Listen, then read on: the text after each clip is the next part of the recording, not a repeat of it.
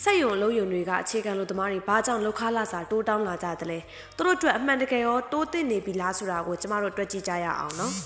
2018ခုနှစ်ရဲ့9လပိုင်းမှာလောက်ခလာစာကိုတစ်နေ့4800ကျပ်အဖြစ်သတ်မှတ်ခဲ့တယ်အဲ့ဒီချိန်တုန်းက$ပေါက်ဈေးက1350ကျပ်ဖြစ်တယ်အဲ့ဒီတော့2018ခုနှစ်မှာရရှိတာက$3.55ရရှိကြတယ်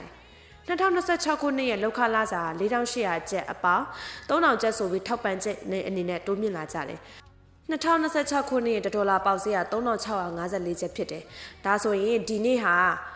လောကဟာ$1.13သာရရှိကြတယ်။အရင်က$3.55ရရှိပြီးအခုက$1.13သာရရှိတာဖြစ်တဲ့ကြောင့်မို့$1.42ကွာဟနေတယ်။ဒါဆိုရင်$1.42ဟာ$3654ကျပ်နဲ့မျှရင်$9189ကျပ်ကျမတို့အတွက်လိုအပ်နေ။အရင်ကကျမတို့ရရှိခဲ့တဲ့